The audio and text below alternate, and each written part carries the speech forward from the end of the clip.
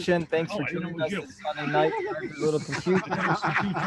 Mike and Justin are already eating food on the show. They're getting comfy. They've been working hard trying to get the zoo animals up in the air today, apparently. Rick Davies, congratulations is in order. I'm sure you'd have liked to have posted it first, but as Todd Falstad texts me, he says, this one foot launch has more views already than any other foot launch in history. More people videoing this. So congratulations on your first foot launch flight today. Thanks, man. It was awesome. It was awesome. Very cool. Thanks to Mike and Justin, Travis and Kyle, who worked with me over the last week and got me there. And one more person. And Eric Defour. Eric Defour. See, and it's amazing, Rick, because really, for me, when I went from trike to foot launching, all I needed was Mike, but apparently you needed Justin and Eric and Kyle and Travis. But that's okay. So, not going to say anything, but he might have needed a tandem glider too. Tandem glider for that. That poor Nitro running at full throttle the whole time, but yeah, it did the job. Dave Ruff is on the road right now. He's traveling, but he's joining us, and we're grateful for that. Nicole is going to be joining us shortly. John Rittman Ridas is sitting right next to Mike and Justin as well. I believe Todd Falstad is there. Hey, Bob, how you doing? Thanks for saying hi in the chat. Because Rick had such a monumental day today, he's going to really be taking the reins on this. I'm going to be bugging out for a little bit and coming back later. But before we do that, I got a couple announcements. Oh, by the way, guys, I am sorry. I know I advertised on online today that we're going to be doing giveaways. We're going to still have a couple giveaways. I think Rick's going to take care of that. We're not going to be doing the wheel. It's going to be a couple questions. Kind of first one to answer in the chat. Ripa's going to be helping monitor the chat tonight as well. As far as the giveaway for the waterproof cover, the auction, we're going to wait and do that next week. I apologize. Just some things came up, but we'll do that next week. In the meantime, let's talk a little bit about sponsors and all that good stuff here. I'm going to go ahead and share my screen. First of all, next week we do have this one will be on Rick's channel. This is Helmets, Radios, Communications with Robert Kiefer and Sam's there. And following week is Ron Torin. He's going to be talking about the opposite of what happened today, not going from wheels to foot launching, but going from foot launching to wheels. Week after that, we've got Shane Denherter. He's going to be talking about how to safely progress into acro. Going into our sponsors, we've got Para Orange products. So I talked to Larry yesterday. He is so excited about this practice reserve that's coming out. It's amazing. You know, we buy these $800, $900 reserves, and really, we don't know how to even use this thing. So that's going to be something I hope everybody looks into getting. It's going to be advertised, or actually, you can be able to get your hands on one of them in practice if you go to Florida. Ripa, shh. Ripa. I'm going to mute Ripa. I know. Yeah. Oh, we can hear him through Mike and Justin's. I'm going to mute you, Mike and Justin, for a second. So we'll be able to get those at Palm Bay. You can pick yours up there. That's where it's going to be first introduced. Also, I Fly Indiana, powered paragliding training. Kevin Kimball, doing a great job out there. He's very, very busy, but they've got room for classes. Look him up if you're in the Indiana area. Wicked Wings logo, that's Craig Taylor. Craig, as I said, he is donating to the show to give away a Resurgence waterproof PPG cover. We'll do that next week. So that's going to be an auctioned off prize. Please make sure you're tuning in next week for that. That's going to be really exciting. And then, as we said, after a couple weeks away is Lone Star Paramotoring. That's Ron Torian. He's going to be talking about how to foot launch, go to trikes. So that'll be a great class as well. A great show. Down there, he does a lot of things: confidence builder, trike classes, foot launching classes. If you are in the Texas area, look him up. I mean, if he can get Anthony Vella off the ground, there's nothing he can't do. One Up Adventures. You're going to hear how miraculous they are tonight. I think they may be popping in the show tonight. Travis and Kyle, they will also be at Palm Bay. So if you're at Palm Bay this year and you want to get to know them a little bit better, they're going to have I guess some stuff set up there for you to go and check them out. Travis is going to be demonstrating how to use that new Para Orange practice reserve as well. Discovered Power Paragliding down very close to the Mississippi River. Beautiful training facility. manicured lawn. They've got a bunch. Mike sent over a bunch of stuff to donate to the show. We'll be doing that here in the weeks to come too. Some really great stuff. And then lastly, but not least, FlyMiPPG. I don't think I need to really talk too much about them. We're going to hear a lot about them tonight as well. So there you go. Let me unstop my sharing here. That's probably the fastest I've ever gotten through that, Rick. What do you think?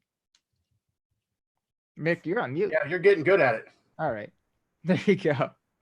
All right. So I am going to turn the reins over to the newest foot launcher in the country, PPG Gorilla, Rick Davies. Pretty excited, man. Big day today. Big day. And I went over about a week ago and started working with those guys, with Mike, Justin, Travis, and Kyle. And they worked the kinks out of my kiting technique, which had a lot, needed some work, and they did some motor work with me and spent some time in the motor simulator several days this week. And they actually got me in the air today. It was freaking awesome. How did it feel to like touch a glider standing on your feet? It was different. It was different. It was exciting. It was a rush. And it kind of felt weird. What do they call gorilla feet? Are they hooves or paws or what are they? Gorilla feet. Yeah. Just feet? Just feet. Just big old feet. It was just weird to be hanging like that, because on my trike, you know, I get in my harness and I sit down in it and I take off. But taking off foot launch, I was hanging down on the harness and I had to get my big ass up in the seat. But it was awesome. It was an awesome experience. It's a beautiful sight. He was like a ballerina, peoples, believe it or not. He did all the steps. He was smooth. He was consistent. Great student. Listened, responded, did everything we asked him to do. So we're real proud of him. Good job, man. Thank you, man. How much did he pay you to say that? Actually, Lots. see no evil, hear no evil. Lots. Go ahead. What was the question? Nothing, Rick. Just continue on. You're good. Yeah, I missed the question. Eyes on the road, Dave. Eyes on the road. Took off like a homesick angel on that little nitro motor today. Yeah, the nitro did good. The nitro did just fine for me. And I was flying on a 47-meter tandem wing. The Mojo XL. Jet engine, a jetpack engine on behind him. The Mojo XL did good for me. That's what I had been kiting with and did some tows with, and it worked out really good. Excellent trainer glider. And I've seen, you know, we talk a lot on these broadcasts about training from train to free training to real training, and I've seen gamut from one end to the other. Take it back if you did really inexpensive training, and it was barely even what you would call training. After working with you guys and seeing a real syllabus and the way you take time with each of the students, it's night and day difference. It really is. Yeah, it's a lot of work, a lot of investment. So I really enjoyed the whole experience. And if you guys don't know, Mike and Justin are down here from Michigan, and they've teamed up with One Up Adventures with Travis Burns and Kyle Mooney, and they had a class over there. Excuse me. They opened up the campground at the airport, and they let the students come. Some of them brought or rented RVs. One of them was even staying in a tent. And so they had, what did you have? 5 students and 6 instructors there that for most of the time? Six students camping. You broke up a little bit there, but yeah, the training was a joint effort between the 2 schools. So there's a lot of logistics, you know, in order to get like the permission to stay here at the campsite that they have at the airport, you know, and you know, of course, getting all the students to come from all over the country down here to Florida, you know, kind of like a destination style training. A lot of the students we did get were from the north, you know, kind of escaping the cold to come down here, learn in the wintertime. You know, wintertime is rough down here in southern middle Florida. As you can tell by my raccoon eyes, it's been difficult. And just be able to be ready for when springtime comes, you know, what a great opportunity. So just it worked out really well. And, you know, our students, most of them are graduating tomorrow, and, you know, they've done really well. It's been a long week and a lot of work, and they're, you know, they're starting to feel the burn, but it's paying off. It was Awesome. it was really cool to be able to be a part It of was it. nice to have Eric Defour come out as well. Yeah. Yeah, Very he was cool to be a he's part just of it, amazing. to be able to meet all the students, and they kind of integrated me into the class a little bit. I didn't need exactly everything that the students starting fresh needed, so they brought me in where I needed and worked with me, and it was really cool to meet all those guys and see them make their first tows and make their flights. So it was a great experience. Yeah, it's been a great week. That's awesome. Do you guys plan to do this again? Do this in the future? Yeah, so we were There's talking to talks. these guys, obviously with Travis and Kyle. They came up this past summer, and they had a student, and we obviously hatched this plan while they were down in, or excuse me, up at FlyMi this past summer. So now we're down here with them, and we just all kind of mesh and meld together as far as our training style, and so it just works. And we've invited them back up to FlyMi. We haven't set the date yet, but stay tuned. We're excited. We're going to do another course like this. It just works really well, and it just makes things easier on all of us, actually, as the instructors too, having 4 of us kind of rotating together. And then we've got Bob, of course, up at FlyMi, so it'll be another 5 for sure. And so yeah, he's on a cruise right now. Otherwise, he'd be here with us. But Yeah. it's been good. It's been really good. Yeah, it was a really amazing opportunity, not only for the students, but for, our school joining with One Up, to work together. We're all learning from each other. And then Eric Defour comes over, and just, the benefit to everybody, all instructors, all students. And, it really worked out. I mean, so there was no question, like the training syllabus was, very similar. There was little pieces and, tidbits that I picked up from every instructor, and I'm sure it was a two-way street. So, and the students really appreciated having almost one-on-one instruction with 5 to 6 instructors. So Yeah, it was that's just incredible. a great opportunity. Yeah. That's Yeah, incredible. it was awesome. Actually, Gorilla having you there, and we've also had Todd Falstead here. We've got Ripman Riding here, and some of the other guys that have been here. It's kind of made it a little bit of a flying, but more Turned into importantly, it's been kind of a peer-to-peer situation where the ideas that Todd has, as well as Sure. you had Gorilla, that you shared with our students and spent time with them, and they valued it. And we talked to them a lot about your expertise and where you guys stand with your experience, and all of them really enjoyed it, and it really turned out to be just a wonderful class for all of us, actually. That's awesome. Yeah, it was a great experience for me too. So hope you guys do it again next year. I'll definitely be there and be a part of it if you're happy. Sure. This summer, Yeah. not next year, this summer. So it's a long winter when you don't train anybody. So this is nice.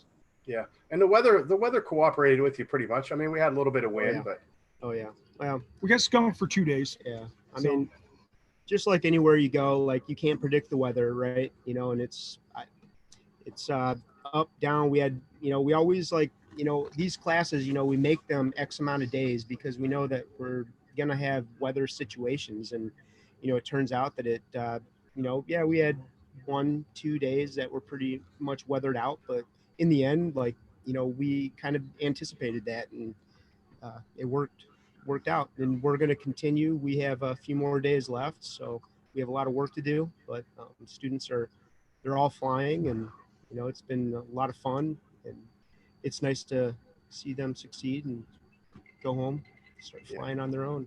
that's super exciting. I have to If get I back can, to work. I'd like to bring in Travis and Kyle here real quick. They're standing in the back somewhere. Where'd Yeah, they go? please. Oh, they went to shower. All right. Good day, guess though. they- Nice. We'll bring them here in a minute just to publicly get them on here and, Those 2 and guys thank are them. inseparable. They had to go get makeup done. Oh yeah. Had to get Here to all- make up. Yeah. Right. So that's excellent. That is excellent. And Ripman was over there for my flight. He had it uploaded on Facebook before I even landed on my first flight. So thanks, Ripman. I appreciate it. That's cool. Of course. I think I got some Think good videos. He, So, he was going to put it up whether you crashed and burned or if you took off like a nice angel as you did. I told him it all goes, whatever it is, I'll take it. I'll take it. Yeah. Yeah, that's great. I'm glad that the community was accepting of you, the Wauchula, the city of Wauchula, and opened up the airport like that. So that's a great thing. And Yeah. it's really cool to have Eric Defour around. I mean, he's kind of he's kind of like the godfather of Sure. PPP. So He's I saw definitely him sharing his knowledge with you guys and with everybody. That was really cool. yeah. Oh man, so cool. You know what's cool is I think it was Eric Farewell that said it's always something that to continuing education, and you should always be striving to learn and to get better at your craft. And so when Justin and I had this opportunity, obviously, to come up with one-up adventures, obviously they got more experience than we do. So just learning from them was amazing. And then the fact that we had Eric Defour on top of that was just awesome. And then in March here, we're going to go spend some time with Chris Anacroce and do some free flying, as well as learn from him and kind of watch him teach and shadow him as well. So we're super excited. So, you know, learning from others is so important from us. And, you know, we awesome. having the ability to learn and, you know, from the best of the best has just been a wonderful experience so far. And it's going to be a wonderful experience here in March. So Chris is a great teacher too. I got to meet him a little bit at the Swanee Fly-In, and he spent some time with everybody and did a little clinic and some kiting. Very, very cool. Yeah, that's it. It's always expanding your knowledge and becoming better at your craft, as you say. That's what's important. Absolutely. That's excellent. So some of your students were flying home tomorrow, and some of them were staying on for a few more days just to get some more flights under the belt. Yep. you should bring in one or two more, Jack. Why don't you come over here, Jack? Yeah, give him a little. You can talk to a student here, and he'll give you a little tidbit of his experience. I'm gonna put him right on real quick. Sure. Yeah, I'll stand up behind you. I can eat pizza. Yeah, eat some pizza, Mike. Introduce yourself. Hey What's guys, up, Jack? Long time. Jack, no see. 29 from Michigan. Yeah, what's up, Rick? Congrats, man. How you doing, man? Good, excited. Been busting out the flights, looking good out there. I saw you hitting touch and goes tonight, and that's great. How many flights are you at now? So I am at 13 flights as of right now. I had 6 as of this morning, and then I did 7 touch and goes tonight, and that was very beneficial working with Mike, Justin, and specifically Kyle and Travis this afternoon on working on my technique and feeling how important that lean back is, especially, and making sure that I keep running, keep that wing stable overhead. I've definitely learned the last few days how important kiting has been. That's been invaluable because when you kind of have that base foundation, obviously you all know it's one less thing to kind of have to worry about as much. Getting used to that motor on your back, as you guys know, is kind of overwhelming at first, but once you kind of get that under you, then you can build a little confidence. And Jack, you were a fairly proficient kiter before you came over for training, weren't you? Yeah, so I bought a glider back last spring and was going back and forth about training. And at first I wasn't going to do it. And then I watched some videos online, I realized how important it is to get the proper training. And I'm really glad that I chose to especially work with Mike and Justin specifically, because I'm only an hour and a half from them in Michigan. And, it seemed like all the stars lined up, and I wanted to work with them, work with people that I trusted, because I don't know what I don't know. And we've been hearing that a lot this week. And I wanted to do this right. And that was, I kited for probably about 10 or 15 hours before I got down here. That was really valuable. And then, picked up a lot of, just the right techniques and worked on my technique from them. And, that's been very helpful. Yeah. Yeah. You're killing it out there, man. It's looking really good. It's really good. So what are your plans after you leave? Are you going to purchase a motor right away, or? Yeah. So, getting to know Justin, I'm actually looking at getting a Skyfox. That was the motor that we use for our tandem. And that thing is, that thing's a beast. So I'm thinking I'm going to go with the Skyfox, and then I'm leaning towards a Spider 3 right now. So as of right now, yeah, I'm looking at getting into that equipment. All right, good. We're going to talk a little bit about the Skyfox a little bit later in the program, so we'll come back to that. Okay. And as soon as that, I see you have Marshall behind you there. Yeah, Yeah, there's Marshall, our Marshall. youngest student. Yeah. Get down in there. Put your ear in there. Oh, thanks. Get on in there, Marshall. Thanks, Jack. Yeah. Thank you, Jack. Thank you very much. So Marshall, yeah. I'm Marshall Stoltzfus. I came down with my dad. Got about 12 flights in. Feel pretty confident. Also, I saw Marshall out there today nailing the touch and goes. Just beautiful. He's crushing it, man. Marshall, how old are you? 16. 16 years old, and he's killing it, guys. He's killing it. So that's awesome. Has it been a good experience for you, Marshall? There. Yeah, it was. Yeah, that's awesome. These guys are taking good care of us, that's for sure. Yeah, he's done a good job. So, Marshall, you and your dad are going to be buying a paramotor too here pretty soon, right? Come over here. Say it again. You're going to be buying a paramotor. You and your dad will be buying a paramotor to fly soon, right? Yeah. What are you going to get? Atom 80. Nice. All right. Yeah. Parajet with an Atom 80. Now, are you just going to get one, or is he going to get you one too? We're going to share one at first, and then maybe get one later on. Come on, Dad. Marshall's going to need his own so you can fly together. Oh, they'll get one. There's Reggie. There's Pops right back there. You know, Marshall here, he's got a background. He's been like a history buff and loves aviation, you know, and so, you know, the great thing about paramotoring is it's a very great like entry into aviation in general. So, you know, he has plans of becoming, you know, probably general aviation pilot, getting his PPL, and you know, this was a great start getting him into aviation. He learned a lot of good theoretical stuff, you know, as far as airspace and rules and regulations and stuff during class, and you know, got to of course learn how to fly a paramotor, which is cooler than, you know, everything. But you know, what a great way to get the young kids into aviation at a young age and be able to fly a paramotor and grow from there. Absolutely. It's too bad it's mostly 40 and 50 somethings like us, you know. It's good to see some younger guys getting into the sport. Sure. Yeah. So when it's all said and done, and when you've flown the world, Marshall, hopefully you'll come back to flying paramotor. Bring the Uper in. Yeah.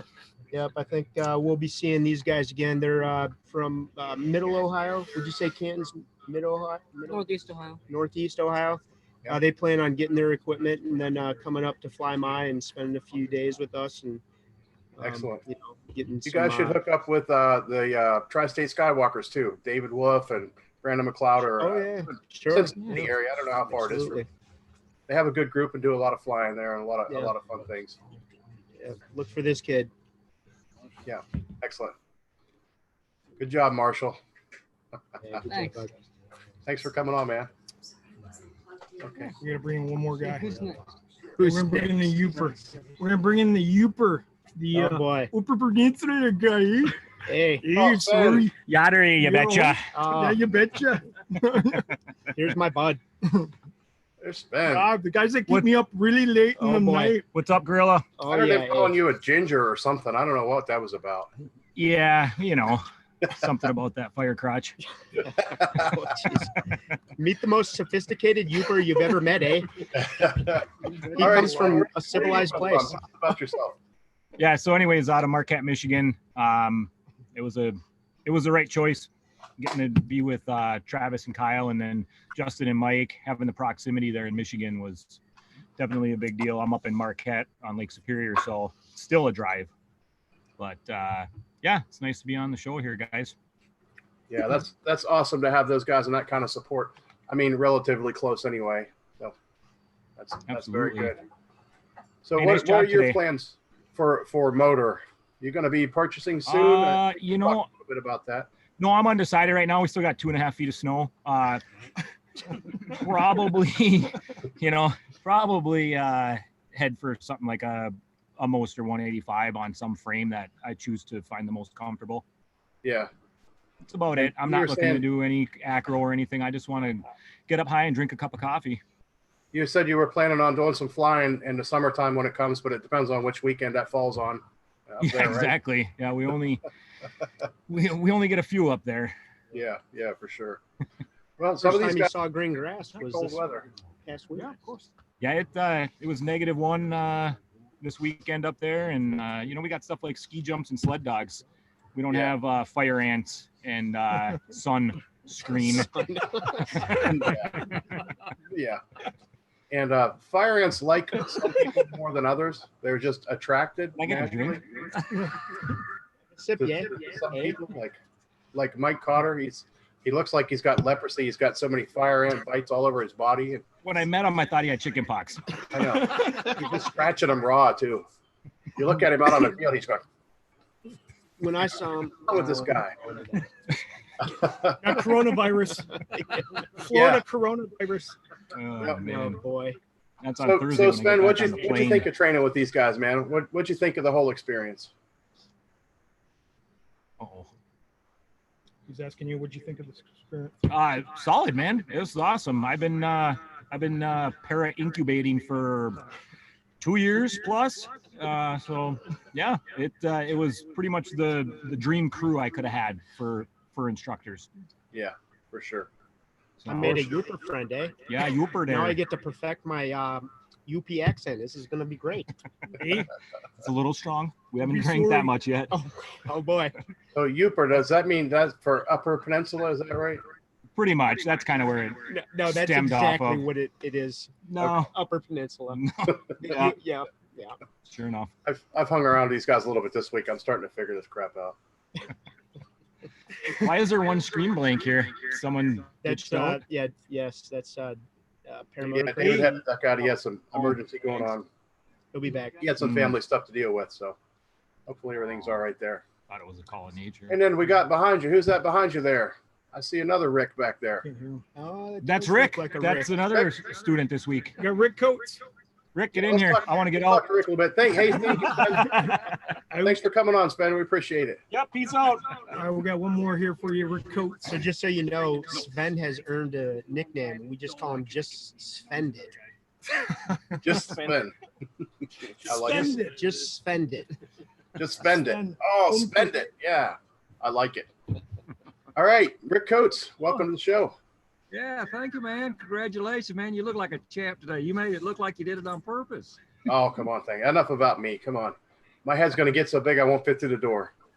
Ah. That's, So, Rick, tell us a little bit about yourself, please. Yeah, well, I'm the old fart on the team this go around. I'll be 68 years old in another month. Something I've been wanting to do for a long time. Opportunity came along to train with this super crew.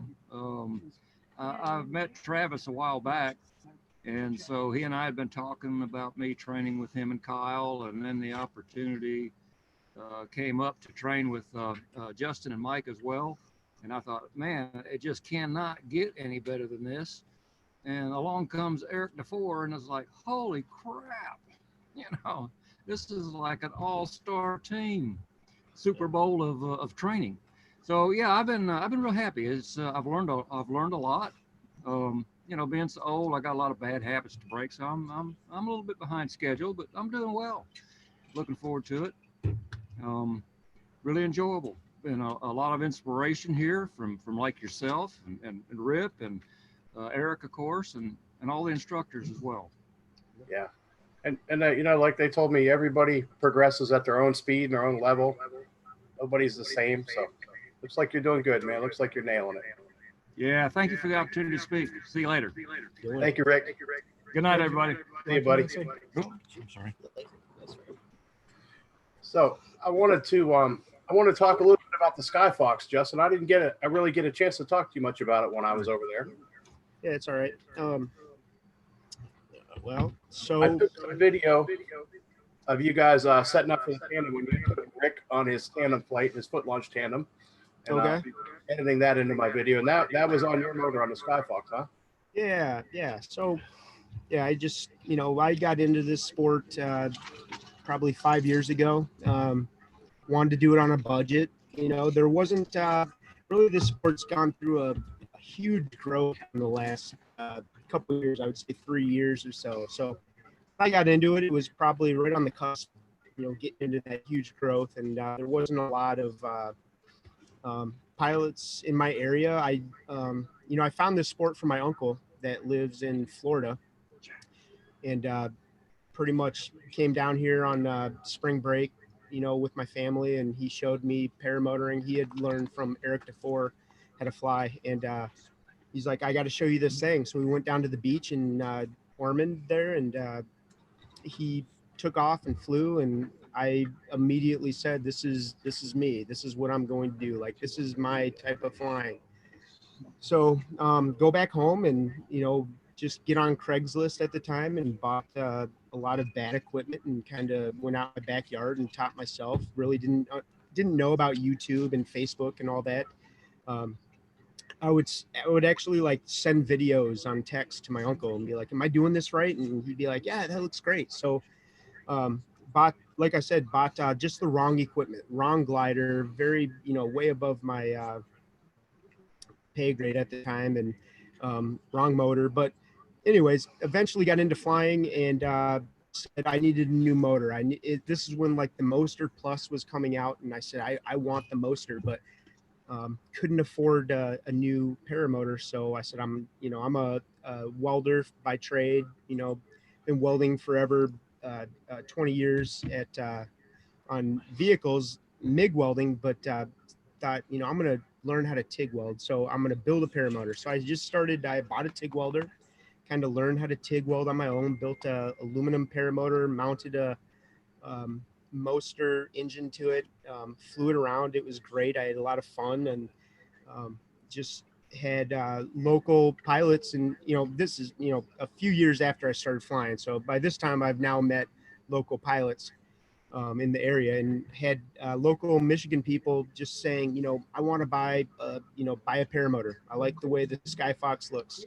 Well, I wasn't really wanting to build an aluminum paramotor because I was just building a simple aluminum paramotor, and I just didn't want to get into the business of selling something that I feel would not hold up to butt landings and stuff like that. So this is also when the Parajet Maverick was coming on, the Nitro 200 with the titanium frame. So I knew that I wanted to build a titanium paramotor. So a couple years, Mike bought some aluminum paramotors from me. So I would sell to Mike. I like this guy.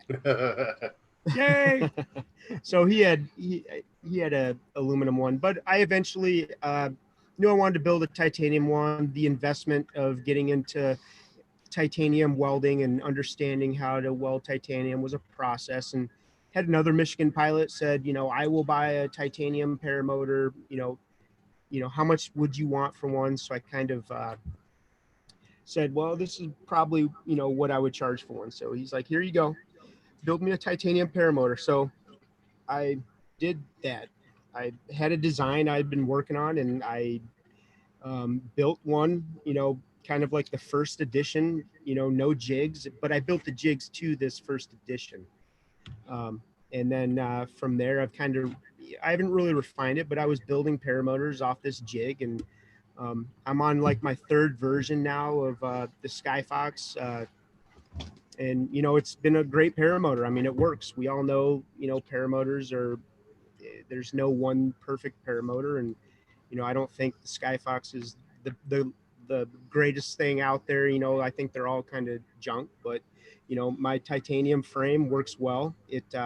I like the way it flies. I like, I look for things like good weight shift, the way it feels on your back, the way it, feels when you're just carrying it around, and the way it flies through the air. And it just so happened that what I put together works good.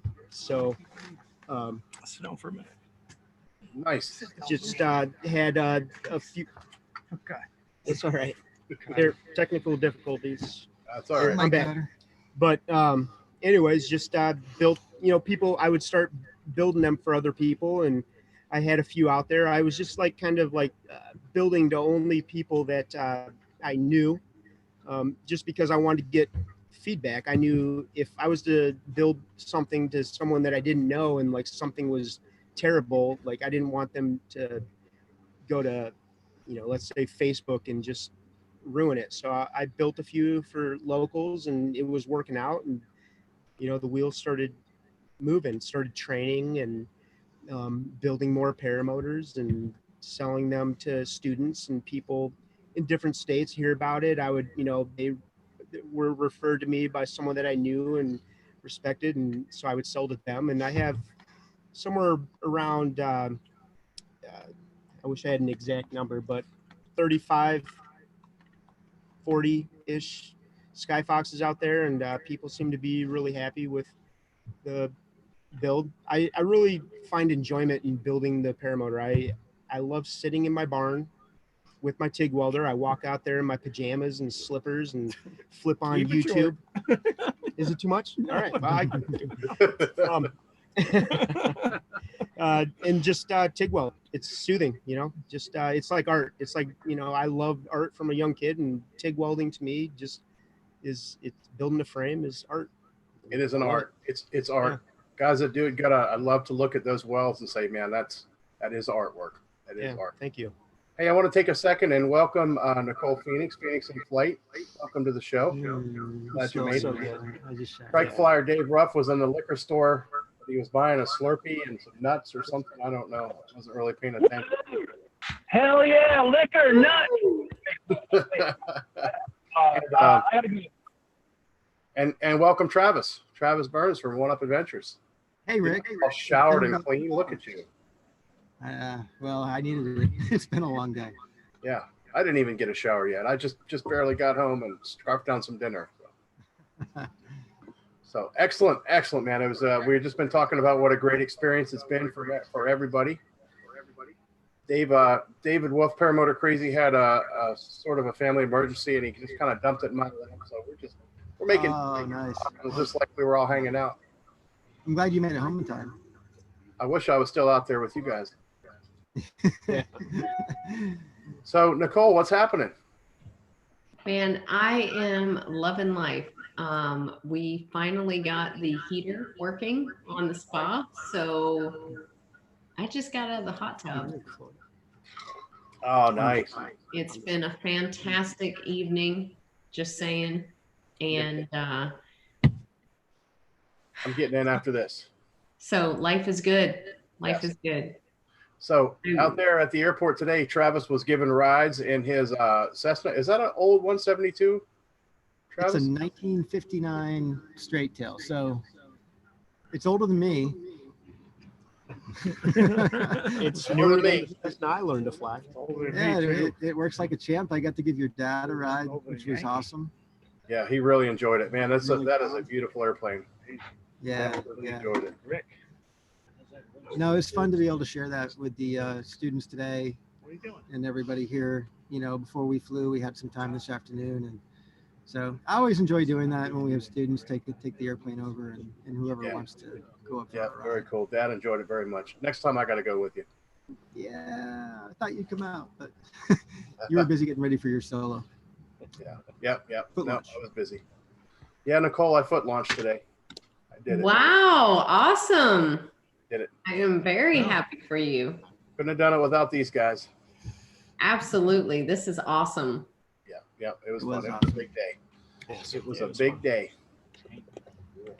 So, Rip Man, are there any questions in the comments? I haven't been able to really monitor it. I think we got Rip Man muted because we were getting some feedback there, but. So Jim CR says, for those who have considered welding our own frames, what resources would you suggest we learn from? What were the biggest things you learned not to do while welding a frame? All right. Well, TIG welding is, there's a big learning curve there. I mean, I don't know what the person's background is in welding, but I was a MIG welder. I had to learn how to TIG weld. I started on aluminum and then worked my way up. Resources, man, I don't know. I just, I honestly don't know what I did. I did. I do remember. So I had a buddy of mine that lived local in the area, and he was a pipe fitter welder. So he was a TIG welder by trade. And I had him come over, and he kind of showed me the ropes. And then from there, I just, started with steel and got into aluminum, and worked my way up to, I was scared of titanium, but it turns out titanium is pretty you know, easy to weld compared to aluminum. I don't know. It's, you know, I don't know what else to say. It's just, it takes practice. You know, it's an art form, just like it's a perishable skill. So you have to keep up on it. Like you can't just jump into TIG welding. So it's important to start small, I guess, work your way up, keep with it. Never start a weld where it's visible. Always start somewhere where nobody's going to see it. And then by the time you get in a nice groove, then you'll be on your way. And then once you're in a groove, don't stop. So if you have like, I usually bend up enough to do like 3 or 4 frames. And once I'm in a groove, I'll just start welding and I won't stop until, you know, I have to start drinking beer. I love it. Nice. I had a question, Justin, from Craig Taylor. Boy, how much is a Skyfox, and what motors are available for it? So the Skyfox is I use the Vitarazi motor, or I use Vitarazi motors. I'll do the Atom 80 or the 185. And the Atom 80 starts out about, I think it's $66.99, and the 185 is $69.99. So, you know, it's just a good price. It's a good price. I want to be comparable to the other manufacturers, but also, you know, it's yeah. Well, I really wish I had paid a little more attention to it while I was over there and taken some time to look at it. But next time. Look who's back. What's crazy? Yeah, you know, I saw. I'd like to talk about One-Up Adventures and some of the advanced training stuff and some of the trips that they're taking. So, Travis, if you'd share a little bit about that, that'd be great. Thanks for putting me on the spot, Mike. This is your show. I'm ready to start my advanced training tomorrow. Is that good? I can start tomorrow? Yeah, you're ready for sats and spirals tomorrow for launch. Maybe the infinite. Oh, man. No, actually, One-Up Adventures, and I'll be really quick because this is you guys' show. We did have a great month of advanced training in January, and we had, I think, 13 students come through from all over the U.S. And so busy month for us. We did a lot of advanced training. It's the reception on it has been great. We're doing it, you know, come down 2 or 3 days, and the people ask, so I'll just say the per session fee is $100. If they need to rent gear, it's a little bit more for the gear rentals. But, you know, obviously if it's raining or the weather's not good, that's not a session. And so it might be a morning, it might be an evening, it might be both. But we kind of start everybody out where they want to be, or, you know, kind of get an idea where they want to go with their skills, see where they're at, and go from there. So it's worked out really well. And then on to trips, because I'm going to be quick. We are going to be in Costa Rica in 2 weeks. We are full. We're super excited. It's going to be our second Costa Rica adventure. And I want to go. It's a good time. I want to go to Costa Rica. We'll have more, but you guys, I'm sure we'll make some kind of video about that, and we're excited to be there and be with Gigi at Paracosta. Tranquilo. Yeah, man. Then I got to meet in 4 weeks, he's going to be Gigi, he's amazing. Palm Bay Fun Fest, Florida Fun Fest, right? Yeah. Dave is back. Hey. So we got the Palm Bay or Florida Fun Fest coming up. I'm sure you guys are going to be there, right? Oh yeah, I guess you're talking. There's an echo. I'm sorry. No, we're going to be there for sure. Hoping to work with Larry and David and have some projects going on while we're there. We'll have the simulator and giving tandems and just helping out and having a good time. I think it'll be my 9th Palm Bay flying. Wow. This year. It's grown a lot since you started, huh? Yeah, well, it used to be over. It's been back and forth between the Compton and the Valkyria Airport, and I think Scott Adair is the guy who started it, who was an awesome person, and he's no longer with us, but his legacy lives on through the continued flyings, and it's always a good time. Awesome. Awesome. Yeah, and that Costa Rica trip, man. One of these days. Yeah. One of these days. You said, do it. Just all guys do it. All right, back to Mike. Yeah. Thank you, sir. It's been Coming from huge pleasure working with these guys, Travis and Kyle. Where's Kyle? He's talking to his girl. He takes long showers. He takes the longest showers. Mike is like a bowl in a china shop. Oh Lord, who tripped out of the camper 5 minutes ago? Love each other. How much longer are you guys down there for? I don't know. Ask our students. Our students plan another week and a half. I moved into Cotter. I think I've been there long enough that he's going to have to evict me, and I don't think we're going to leave. I want my wife to come down. Yeah. change the roommate situation. And Justin, does the bed that you're sleeping on still smell like me from the last fly-in? He's not. You slept He's in a not. different one. Oh, you guys are cuddling. That's cute. Very cute. Sleep. No, like Rick Davies and me. This guy's in the front. I'm in the back. Nice. Boo. We got to have our separation at night. Have you guys spoken about Resurgence PPG? No, not yet. No, we haven't. About that. So what's have you guys picked a date yet? Has you and Todd? Oh, it's right now at this point in time. It's really up to Todd. Todd's obviously following through the right candidates and making sure that we can do it. It was unfortunate, but we were scheduled for last year to do it, and unfortunately, the student had some other things come up and just wasn't able to make it. But we are fully in support of Resurgence and can't wait for Todd to bring a candidate out. It's really up to Todd. I know the last time we had talked to him, he was thinking of sometime in late June, early July. So really completely up to him. The door and the window is open for him. We are accommodating at any time that he's available, but we're starting to fill up. So I'm hoping he's going to pick a date here soon and let us know so that we can plan accordingly. That's awesome. And I want to say this, being from Ohio, there's not too many great things I can say about the great state of Michigan, but except for FlyMiPPG.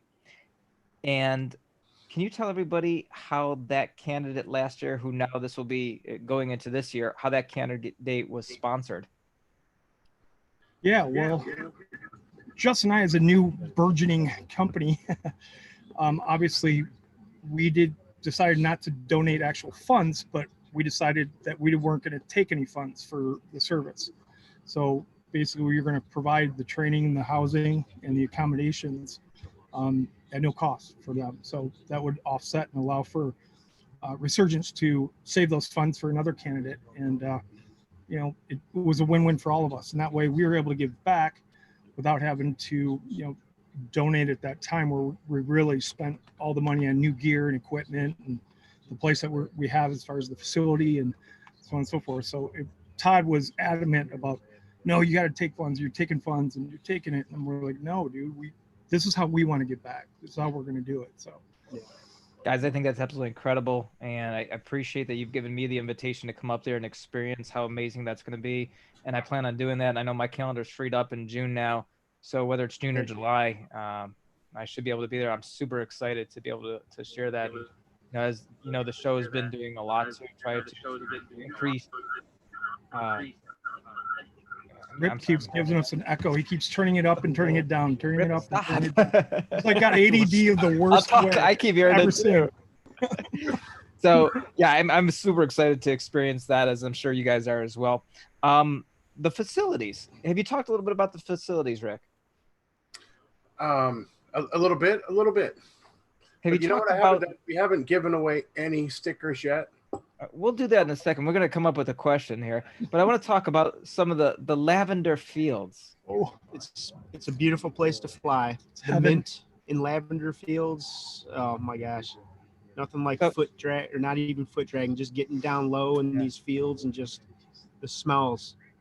I personally have experienced this, and Nicole, with your permission, I just want to speak to all the men in the audience for a second. Yeah. Is that okay? Just for a second. Because here's what I want to say. Imagine, men, we take our shirts off to your bedroom, and there's your beautiful wife laying on the bed, and she smells of lavender. Yeah. But now imagine you've got your paramotor instead, and you can still smell the lavender. That's what I'm talking about right there. Yes. My wife's not watching. Yeah, it's a beautiful place to fly. Wide open fields.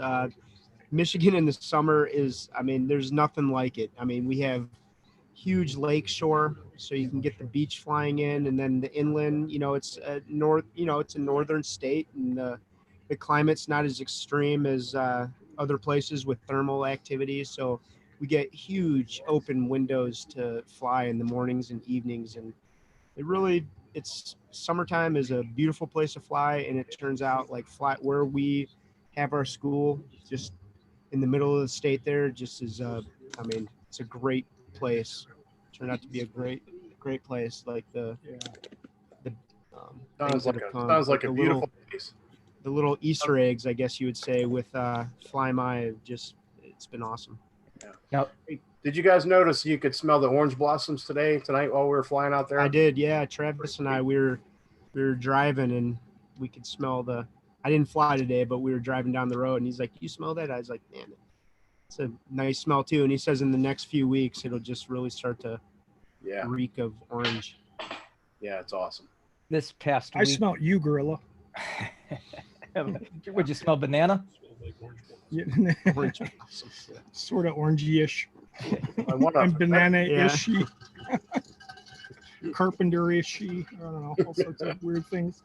Filters. This past week, I was talking to Mr. Ripa there, and he was giving me his daily dose of it's 85 degrees and I'm flying with the t-shirt. How's that 20 degrees treating you up there in Ohio? And I said to John, I said, the grass is always greener. Yes, it's beautiful down there, but come a couple months from now when you guys are sweating it and the humidity is just dripping off your shoulder blades as you're trying to set up your wing, why don't you come up north to us? See what it's like to see these beautiful green, lush fields, or even better, come in the fall when those leaves are changing. So the grass is always. Oh man, right. Sure. Yeah. Tell you though, it is nice being down here in February. I think I talked to my wife the other day when she was driving to an appointment. She said it was 5. Oof. 5. Yeah. So not bad. Yeah, I like this routine. I think I got frostbite on my ears just from hearing you say that. Yeah, Dave Wolf, it was 88 degrees today. I'm going to mute her. She's muted Beautiful now. day. And he did. Who is easier to teach, Mike? Rick or David? Say it again? Who is easier to teach, Rick or David? Rick or David? Remember, I wasn't there for you, David. So David, you don't want to know the answer to that question. Rick was easier for me. You guys actually, literally, both of you were skilled already. Yeah. So you were both equally simple. It really was. Trike transition is simple to do. And anybody that's out there that's considering a trike transition course and they're thinking about getting foot launch, you can do it. I guarantee you can do it. And it's just a little bit of practice. It's getting that kiting under your belt, understanding your ground handling. It's really a simple transition. And we'd be happy to help. Or really, quite frankly, you probably do it on your own too. You just get out there and kite and understand your wing and what it's doing, and take it slow and 6 simple steps: inflate, release, control, posture, power, pressure. Boom, you're up. And I can tell you, for guys like me that aren't in the best shape in the world, training is much harder than flying. The hardest thing you're going to do is get out there and kite that wing and be winded and gassed like I was. But when it comes time to fly, it was much easier when you have all that experience. The easy part is flying. Yep. Do you have a question, Gorilla? Do you have a question you want to ask for some stickers? I've got actually 2 sets of stickers here. Why don't we do 2 giveaways? Actually, why don't we do 3 giveaways? Since we don't have the wheel set up tonight, we can ask a couple random questions. And guys, we're going to go it this way. The first answer I see in the chat, who has the right answer, you may get upset. Yeah. I'm looking at the chat right here on my screen. All right, I have a question ready to go. By the way, so we're going to give away these 2 stickers from FlyMiPPG right there. They're beautiful. Go ahead. Hey, ask the question. What do they like, orange or blue out there? Let's get a little poll going. Orange or blue? Oh yeah. Well, that's not the question to answer for. It's the one I want to know. Or Mike wants to know which one they should print more of, orange or blue. I like the blue. I like the way that looks. I don't like the blue. I like the blue. I like the blue too. I put the blue in on my trailer. All right. So we had a student on earlier. Blue. You're my boy, Blue. We had a student on earlier. They referred to him as an ooper. I think that's Upper Peninsula. And they coined a little phrase for when he launches. And who knows what that was? What was the phrase that went along with the redhead from the Upper Peninsula, Michigan? We'll give you a hint. His name is Sven. All right. I'm watching. And trying to think of the next question in the meantime. I got a question. You got a question? Okay. Yeah, I'll ask that question. I'm waiting for the answer first. Let's see what the answer is. Craig Taylor. You got Taylor it? got it? Spend it. Yes. Craig Taylor, you should be down here. Darn it. You're seeing that. He was just down here like 2 weeks ago. I know. I missed him by like 4 days, actually. All right. Craig Taylor, I'm sending these out to you, buddy. Just text me. There it is. What? Who is new? Oh, where did you see the answer? I didn't see the answer yet. Craig Taylor, Svenet, SVEN it. I see it. Okay. 8:54 p.m. I tell you, you got it. All right. Craig Taylor, just text me your address. I will send those out. I should have it already, but you already have it. Probably. I have it if you don't. Okay. Sounds good. So, I don't know what you're seeing. Here's my question. My question is, this is going to be quick and easy. How much does FlyMiPPG charge? Nah, that's a stupid one. Let's try that again. At what cost to Resurgence PPG is training for a Resurgence PPG candidate? Are you asking us? Like, no, I'm asking the chat. Oh, okay. And now I just see Sven, it comes up from Craig Taylor. That's how far behind my chat is. Not sure why it's taken so far long. Rick, take a look at the chat. How much does FlyMiPPG PPG Gorilla says 0. PPG Gorilla? Who? I already have stickers, so. Why are you answering? Rick Wetzel. Oh, Rick Wetzel. Rick Wetzel. Perfect. Rick Wetzel, you're the winner. You got to go into the website, go to the very end where it says contact us, throw your address in there for me, buddy. I'll get those stickers out for you tomorrow. $12 shipping and handling. $20 shipping and handling. That is right. What's next for FlyMiPPG? What's coming up? Heading out to Utah. Yep. Right. Where I went to college. Yeah. We go do some flying with Chris Santacroce at the point of the mountain. Yep. So we became gin dealers. Yeah, we struck up a relationship with Chris and, took on gin because I was blown away by their Paramotor paragliders. So sweet. We'd like to start having those as an option for people because, I mean, there's a lot of great stuff out there. So we'd like to widen our horizon with the equipment. So how much? gin was what different equipment do you have? What equipment do you offer? We have fly products, Parajet, for motors. I do the Skyfox, Air Conception. For motors. Yeah, that's the motors. We do Dudek for paragliders. We have Ozone, Gin, and then we have Mac Para now too. So nice. We have a wide variety. I mean, we can. We started introducing more or different paragliders in our training, different motors, just to give students, a variety when they come to our course. They don't have to have any equipment, come there with nothing, knowing nothing, and then to give them, more of a variety to try, throughout the course. And that way they can make a better decision based on, what they want and their needs. In reality, our loyalties are to our students, basically. And depending on the equipment they want to try and use, that's really not us to make a decision on. It's for the student to make that decision on based on our help and our consulting with them and kind of showing them the pros and cons of all the equipment, because everyone has their nuances and everyone's a little bit different. And for us to be able to offer at least the top brands that are out there just was an important decision that Justin and I made together.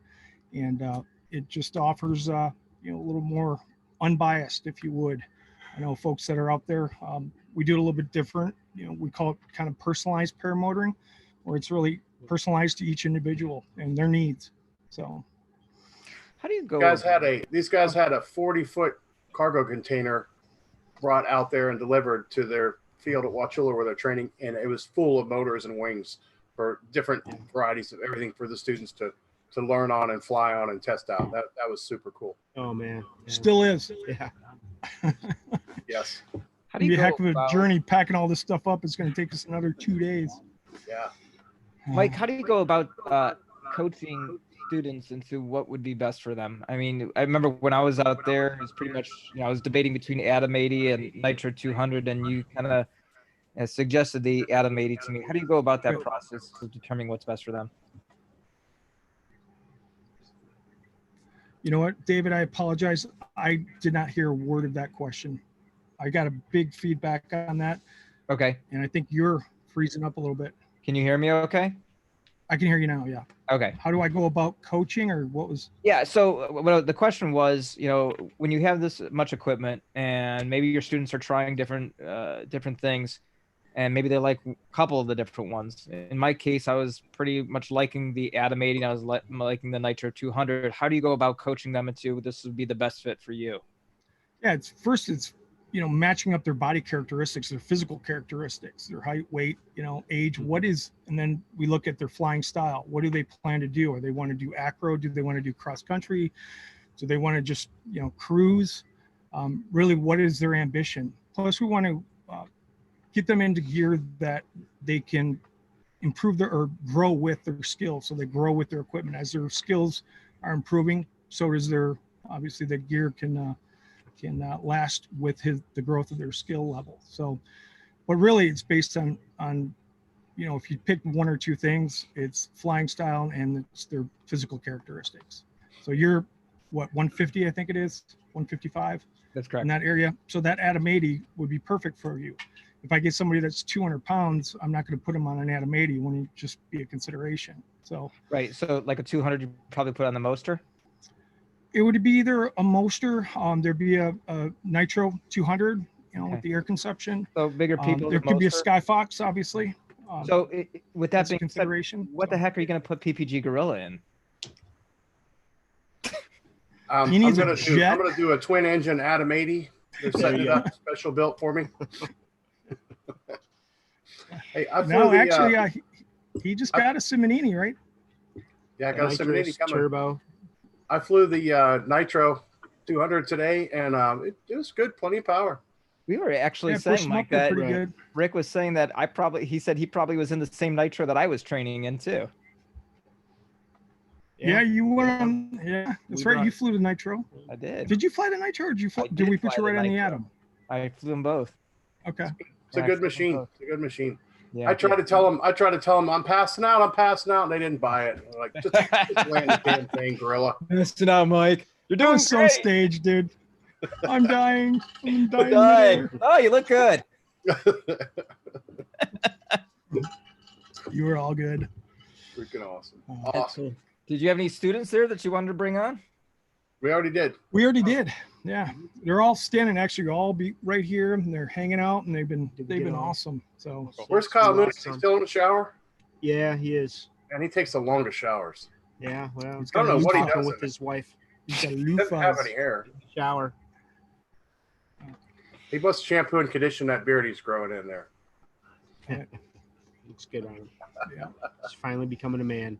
So I want to take the conversation down a notch here, a little bit more serious.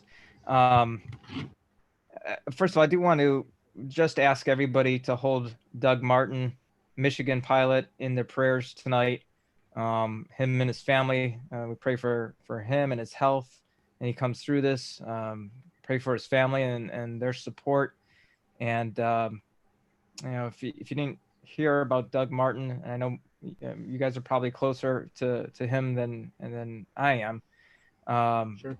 Doug was actually on Facebook Live while he was flying and got into an accident. I know some people, Lindy Anderson, saw it live, and it had to be really, really difficult to watch. Doug is in a hospital right now being taken care of. I don't want to go into any more details than that. But he's a brother pilot of all of ours, and we just ask that you keep him in his prayers. So, guys, I don't know if that was a topic of conversation. I would imagine it would have to be when you see something like that, and it's a conversation where you talk about this sport is real. This is stuff that can happen. Yeah. I mean, what type of conversations, in your training do you have with your new students about something like this? Yeah. So, I mean, we start training by telling people, because a lot of people come to training, there's a lot of we get the same questions, the initial questions, What about what's this? You know, what happens if this? So, you know, I like to start with my students, and you know, we tell them like this sport is safe as you make it. You know, it's like, you know, you can take it to the extreme and it becomes more unsafe. You can fly in good, calm conditions, treat it, you know, with respect, and it'll be so safe. You know, so it was tough. You know, we didn't keep anything from our students as far as some of the incidents that happened this week. We saw some things over the course of the week, and you know, the Doug Martin was kind of like the icing on the cake, and it was on one of our days off that we had with we were weathered out, and you know, we immediately started talking about it. We happened to be most of us, I don't think all of us, but we were out at dinner, and you know, I had let them know what happened, and you know, immediately, you know, people are going to have speculations, and you know, I don't know what happened, you know, without talking to Doug. You know, there's a lot of unknowns. So basically just had to reiterate that this sport is as safe as you make it. So yeah, it's pretty much that. I don't want to speculate, but you know, I have speculations myself, and we'll get down to the, you know, we'll eventually be able to, you know, talk to Doug and see exactly what happened. And then we'll be able to have an answer, and, you know, hopefully he's okay. You know, we're getting updates from people that are visiting him at the hospital there. So I know he's doing well and he's going to make a full recovery. So that's always good to hear. Yeah. But yeah, it's training already. A lot of questions don't be this. So it's but it's kind of also the reality of this sport too. It's going to happen. Yeah, when we started the show almost 12 months ago, one of the big things, or I guess you want to call it a soapbox, was LZ preservation, and I think that's moved more towards the need, the absolute need to have reserves on. And Justin, you know, I texted you the other day saying I've got to get a reserve on my trike now. I can't not. And part of the problem with mine is I'm not exactly sure how to do it, but we'll figure it out. You know, as I have mentioned before, this year I really want to start doing more acro. And I've started to do wing overs, and I started to do spirals, and I'm pretty much ready to start doing asymmetrical spirals as soon as I can get my motor up and running here. But you know, I was doing on the trike the other night, and I was doing some steep turns and some steep wing overs where I had to pull back and say, whoa, that's too much. I don't have a reserve. I can't be doing this right now. What's the conversation like with reserves, and how do you incorporate that into your training? So for our training, you know, we as the instructors, we don't put reserves on our paramotors for training. So, you know, we fly in good, safe conditions. You know, we check the weather. You know, we have X amount, you know, if it's Mike and I at our school, it's Mike, Bob, and I, you know, we kind of look over the weather and we collaborate about that. Down here, we had, you know, being not familiar with Florida weather, we had Kyle and Travis. So we don't use reserves. There's a reason we don't. Usually in training, we explain why we don't use reserves. But once you leave training, there's absolutely no good reason to not have a reserve. So we always recommend having a reserve once you leave.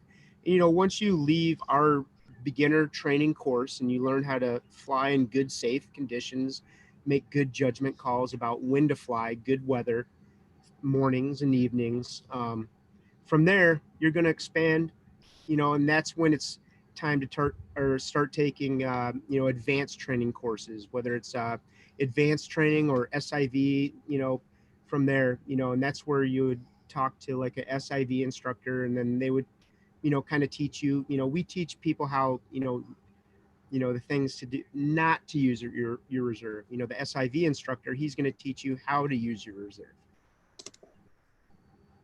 Do you think you will start training how to use a reserve, or does that, you don't see that in the foreseeable future? As far as like in our training syllabus? Yes. No. I mean, who knows what the future is going to hold as far as like where we, grow as a school. But right now, we're just a beginner. We're teaching people to come in with zero experience. You have to have zero experience. And then we teach them how to fly a paramotor safely. I would, eventually love to be able to get into more advanced training. But right now, I'm a beginner. I want to gain experience as a beginner paramotor instructor and then grow from there. When I feel like I have a lot of experience instructing students, then I think, I could move into more advanced stuff. But right now, that's all I want to do. I'm going to add to that. And the things that we teach our students at our school, they're so task saturated already. I got visions for these guys. Oh, he does actually. And he's got a shared plethora a of lot, knowledge, which have been very helpful. But to continue, as far as the reserves and collapses, that type of thing, right now, these students literally, they're learning how to launch and land this thing. They are so preoccupied with just the physical flying of the aircraft that bringing in things such as reserves, it's discussed, questions are answered. We talk about how to throw it, where to throw it, when to throw it, but to actually put a reserve on the student, have them throwing it. There's other fish to fry. There's a lot to learn in this sport. And, for us, reading weather, understanding your local area, when to fly, where to fly, how to fly, FAR 103, rules and regulations. You've gone over the syllabus. There's a lot to it already. So for us to add in more advanced skills, such as reserves and doing collapses and that kind of thing, it's just above their level at this point in time, quite frankly. We want them to safely fly, to leave here safely, proficiently flying, know where they can fly, and pretty much confident that they can fly in any paramotor out there. I understand. And I think for me, you're absolutely right. There is a ton of information to pack into a small amount of time. I think my only concern is if I'm going to have a reserve, I should know how to use it. Yeah. Hell yeah. Right. And when we get you one, we'll certainly make sure that that's the case as well. Yeah. And, and you're at the point in your skill level talking about, you're getting into steep turns and spirals. This is at the time that you should go seek out, talk with SIV instructors, get to know some, form a bond. And then, when you find one that you really like, yes, I like this bond, then you should go take a SIV course. There's no good reason to not take a SIV course, especially if you feel like you're getting into more advanced maneuvers. Yeah. If you're going to invest in the advanced maneuvers, then you're going to invest in actually the risk tolerance of doing those maneuvers. Sure as hell, better get the instruction for how to do those maneuvers. Yeah. And I don't have the skills to train you on that, quite frankly. Not yet. Am I working towards that? 100%. Yeah, you are. And so is Justin, and so is, but go to the professional. That would be our recommendation. Drew Holt has a question for you. He wants to know where he can purchase FlyMiPPG stickers. Drew Holt. Drew. How many does he want? Yeah. We'll load Drew up. We'll sticker his whole damn car. He's an awesome awesome guy right there. He was one of our best students. Had a blast with him. I actually fly with him quite when we had a chance. Tell Drew if he will come scare my kids with his Bigfoot costume in the backyard, he can have as many Fly My stickers as he wants. Yeah. He's got a beard about, yay, baby. No. He has a Sasquatch outfit that he wears, and he spooks his neighbors on their cameras. It's the greatest thing ever. Yeah. I think he's got to be, do you remember he's like 6'2", and he has a Sasquatch 70-ish, and he's just awesome. He's a great guy. He was a great student too. Great pilot. Yep. So, sorry, we like Drew. He says $3,000 plus housing. Stickers are $2,500 a pop, and he wants two. So he's talking about the school. Ripa, I haven't been checking the chat out too much, John Ripa. Have you seen any other questions from the chat or anything like that? Ripa. Yes. So what is the nudge there, Mike? Of the reserve for a pilot that is 230 pounds plus a Moster 185. Sorry. So that's the question. What I didn't say, Justin preoccupied me with something a little bit different. Say that again. So there was something about what is the reserve for 230 pounds and a Monster 185? Mhm. I need my you need a 230 pound pilot weight. Yeah. So they're all up weighted. We're looking at what? I mean, we have a lot of 320, different 310? reserves, so it all depends on the 300 pilot pounds all up. and what reserve. There's different styles, Square, round, then square, round, steerable. steerable. Come on. So, but they can always contact us, you know, through our FlyMy page, and we will be able to fit them in the right reserve. So with their equipment and what they're looking for, as far as you know, how they want to use their reserve, what they want out of the reserve. So there's a few different options. 140-ish. Here comes a size wise. question. This is for anybody on the panel that can answer this. Anyone that's on the panel. This is from John Rivera. He wants to know, where is Phoenix in flight videos? I've got to pee so bad. Hey, Todd, jump in. Justin's got to go pee. No, jump in here. We're gonna bring Hi, on the master, the wizard. Who's coming in? The plethora of knowledge. The plethora, the wealth of info. He's been here for longer than I have. It's not true. Mr. Todd Falstead. Hey, Todd. So we had a lot of discussions this week about where is the future of PPG training going. Is and it Mike Michigan? and I had a lot of Around the country. Not geographically. Oh, I'm talking philosophically. And Mike's really open to a lot of ideas about what we do in the future. And I've run this by these guys, everybody here, Lauren Michaels, who I really hold in high regard, Awesome guy. about getting the active PPG flyers in the country to consider the concept of some recurrent training. In other words, you come down once a year, or go visit these guys in Michigan once a year and have them look at your technique, have them use some video analysis, have them come up with some tailored curriculum, maybe even some scenario-based training to put guys through. And yes, you pay them for this. Don't expect them to do it for nothing. Get your checkbook out, write them a check and say, hey, here's $500 or whatever. Spend a couple days with me, or spend a couple sessions with me. Look at my technique, look at my gear, and tell me what you think. What should I be working on to continue to do this safely? Because the absolute last thing we want to have to explain to anybody in our families is how I got hurt. Rick Davies. I think that's a great idea. And Todd, that comes from, I know personally from experience from something you did recently. You went and spent some time with Lauren Michaels over at Four Winds just to fine tune and refresh, right?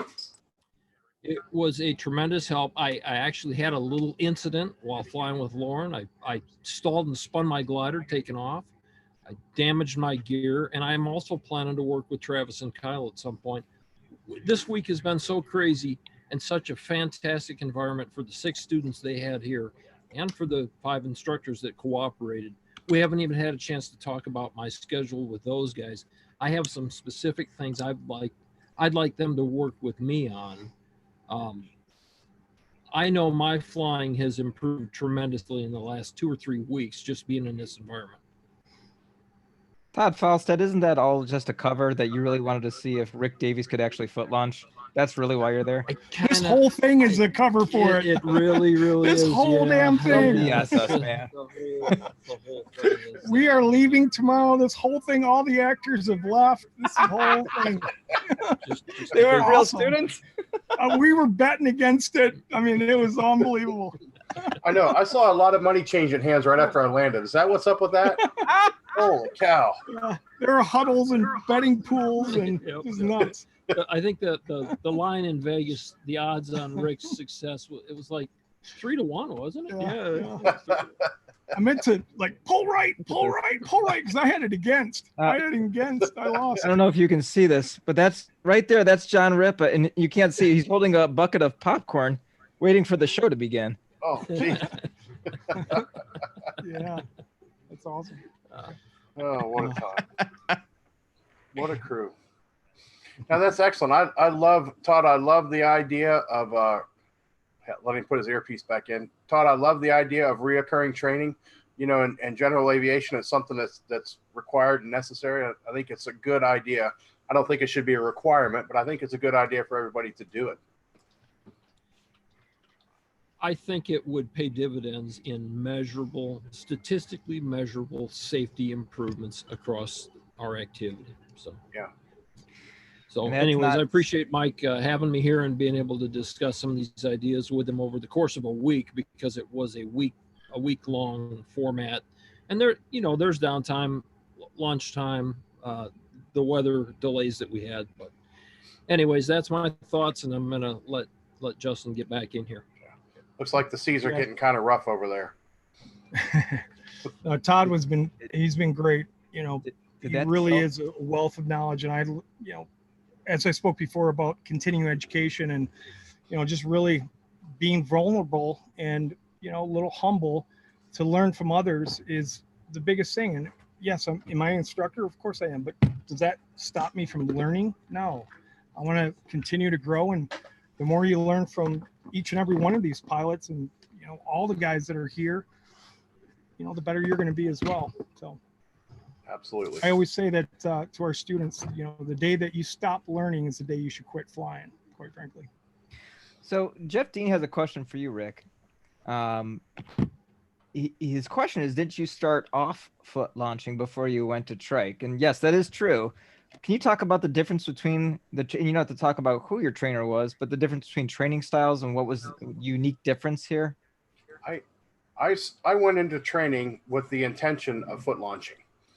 And I got inexpensive training that was close to home. I don't need to mention who it was, but seeing real training really lets me know what the difference is. I did not even know how to kite when I first launched a trike. And I think my trainer didn't really have equipment sufficient for me to foot launch to start with. And he pushed me toward trikes, which was okay. And I love my trikes, but yeah, there's a huge difference. There's no comparison. There's no comparison whatsoever. When you talk about the training that I received compared to what I see these guys giving these students all week over there, and what I've seen being around Aviator and other places, it's just there's no comparison. If I went into this with an aviation background, being a private pilot, knowing how to fly and knowing a little bit about aviation, and I was able to take the training that I got and make it work for me. And I kind of left my trainer and went on my own and finished up. But for someone that's coming into this without that type of background, this is the training. This is what you need. You start from zero and go to being a pilot. Rick, I want to ask. Do you think? Go ahead, Mike. Sorry, David. Rick, do you think towing was an important or essential part of this? I'm just kind of from your perspective. Absolutely. It was absolutely vital. It lets you know what you're going to feel, what it's going to feel like to be underneath of that wing. And I did some towing and my training, but it was nothing like what you guys did. You guys did the turnaround tow where you have a turnaround pulley way at the other end of the field. And when you launch, you're standing right beside the winch operator.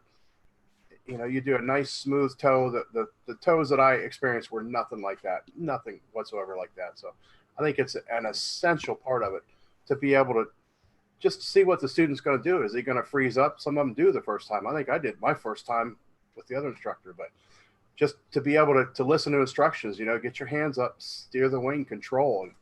And it's huge. I don't know how anybody could leave the ground without having that experience under their belt. Yeah, we found it is a big part of our training. The success of the students from towing to non-towing is pretty essential that we implemented it. Some people say it's risky. We've actually certified it, and we've never had one incident come up with our towing just because of the safety factor of it. Justin's on the actual tow, running the tow. I'm out talking to these guys. We got cut lines right there in case even the shred of someone getting off, you know, on a lockout situation. It doesn't happen. It doesn't come close to happen. If towing is risky, then how risky is putting someone without experience on a motor and taking off where you don't have that control over them. Yeah. 100%. Yeah. I agree. 100%. Yeah. Yeah. Important part of training. And I know some of these schools that are teaching trike training, I don't know if they're doing towing or not, at least even if they don't leave the ground, to do inflations and tow a trike and inflate and taxi, even if they don't ever leave the ground, it would be a great resource. That's exactly what we do. Yeah. Yeah. Nicole, did you have a question? I've never been towed. It's so much fun. That is something that I think would have benefited me. I actually went out to Utah for paragliding free flight training, and that was the closest that I had been to being towed. I think that would have been helpful. Yeah. For sure. How do they do it out there? Do they actually tow you, Nicole? Or? No. No. Okay, so when you're saying that it was the closest to towing you've ever done, are you just talking about the actual experience of free flight? Yes. I got you. Okay. With no motor. Yes. Yeah, right. Yeah. Cool. And towing is a great stepping stone from being on the ground, kiting, no motor on your back. It's it's a building block process, and it's a way to get in the air before putting a motor on your back. Just like tandems. Tandems work, they both complement each other, but I think, we had the option, or we were able to do tandems and towing. Getting people up there, being able to hand them the brake toggles when you're tandeming, oscillation control, and then towing for takeoffs and landings. It's a great tool. I didn't get to do a tandem because they don't make a wing big enough for that yet, but I found that the building blocks, you and me, 42 meter, the building blocks, we do the kiting, and then the towing, and then we do the motor work where you're on the ground doing lean backs, and you have the motor running on your back, and you build on all those blocks and then put them all together, and it all culminates at that last minute. I was comfortable. I was a little bit nervous, but I knew what to expect. I knew how the motor felt on my back. I knew how the wing felt. I knew what it felt like to fly. It just all comes together nicely. Hey, Rick, I have a question for you because we got to credit that. He's going to ask this, but now that you have foot launched properly and been properly trained to foot launch, what do you prefer? Or is it too soon to say? But when you go out the next time and no one else is there, what are you going to pull out? The foot launching unit? I got to tell you, I want to continue to foot launch because I want to build my skill. I want to build and be good at it and be proficient at it. But nights like tonight, when it's dead calm, I'd rather be on my trike. Yeah. Once I get in the air, it's the same. But foot launching also opens that door to me for free flight. Maybe take a trip to Costa Rica or do adventure flying where you can't fly trikes, to go fly the beach and things like that. But I was telling these guys, a lot of my flying at Wauchula is early morning, nil wind, soaking wet ground, wet wing. I'll be flying a trike a lot on those times. So I want to continue to foot launch enough to maintain a proficient level and get better at it, but I'll still fly my trike as well. Yeah. The great news, and I've discovered this too, is, well, when you have two working motors, you have a choice. You can do whatever you want, and it's fun to go back and forth on them, and depending on the conditions to choose that. We're going to get ready to wrap up here. I'll give Justin and Mike an opportunity if they have any last things they want to mention, but I do want to say this. In the description of this video, there is a link to both the FlyMiPPG Facebook page and the Sky Fox Paramotor Facebook page as well. So if you're interested in learning more about either of those, go to the description in the YouTube channel, YouTube video that you're on right now, and you will be able to be connected with Mike and Justin and those. Mike, Justin, any last thoughts, any words? Yeah, as far as I have a website, skyfoxparamotors.com. Go there. I don't do like Facebook and me. I don't do a lot on there, but I do have a page for it. I just don't post a lot on there, but we'll get that on the link as well. Yeah, no problem. Yeah, if you're interested in training, we're holding 9 classes starting this late spring, starts in April and ends in I think the last week of September. If you go under our events tab under the Facebook page, you can see the list of all of our classes. There is, I think, 1 or 2 spots in pretty much every one of the classes, but they are filling up, and we're hoping to fill them up this summer. That's right. So come out, Keep me visit busy. us. The summers are amazing in Michigan, and we're going to continue this idea of working with other instructors and other instructor groups. I know I've thrown it out to Minyard and a couple of the other guys that are down when it's really, really hot down in Louisiana to come on up to Michigan, spend some time with us. Let's make this a joint effort, you know, and we're looking forward to working with a lot of the groups that we've already, you know, kind of partnered up with, you know, Midwest Parajet, and you know, we've been talking to Matt Massey and David Helcom and those guys, and obviously with One Up Adventures and hopefully Reed, Scott Baxter. Scott Reed or Yep. Steve Reed and Scott Baxter, and you know, a bunch of the guys. And it's always good to collaborate and to make it a joint effort to learn from each other. It makes it better and easier, and you know, more of a good situation for the students, quite frankly. So One last question for you. If anybody wants to get to know you a little better, meet you in person before they start their training, or even after they've trained with you, what fly-ins do you plan on going to this year? Well, we do schedule our classes around some of the bigger fly-ins. I know that Air Venture is a big one. Oshkosh, I'll be there. I'm always working. I work out on the ultralight field. I do. I'm one of the chairman for the ultralight field, running the PPG operations out there. So you can hunt me down there. We do. we're missing Bad Apples because we're going to be Yeah. training. We're missing Palm Bay because we're going to be in Utah. We're going to hopefully make it out to Endless Foot Drag. Endless Foot Drag. We've got local. It comes to Palm Bay. What's that? Chris normally comes to Palm Bay. Who does? Chris does? Santa Croce? Chris does. He's going to be in Utah. Otherwise, we'd be pretty. We'd be surprised. I would be surprised if he doesn't come to Palm Bay. I'm just saying. Yeah.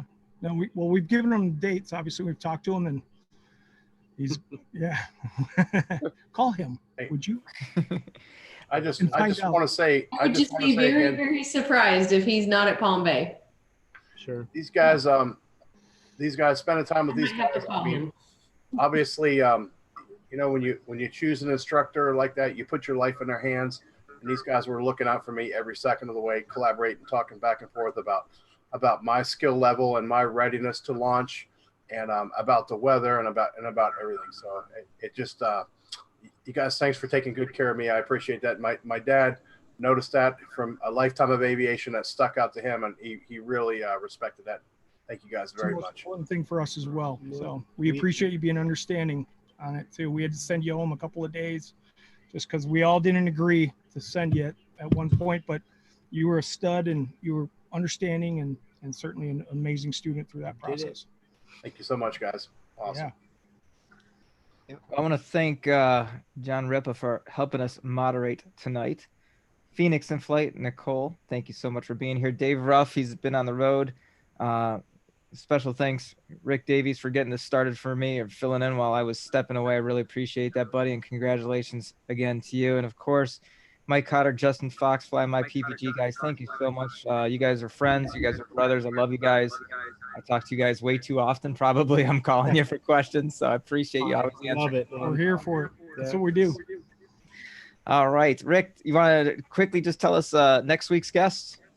Next week's guest, we have Roger Kiefer and Sam Thayer from Wisconsin Flight Sports. I bought a helmet from these guys, and they're really good to me. And we're going to talk about the helmets that they have, and we're going to talk about in-flight communications. We're going to talk about 2-meter radios, aviation radios, and Zello for PPG. So should be interesting. Tune in. It's going to be on my channel, PPG Gorilla. Yeah, we'll get that thumbnail out, and you can always check out and get the thumbnails anytime on the ourparamotornation.com website.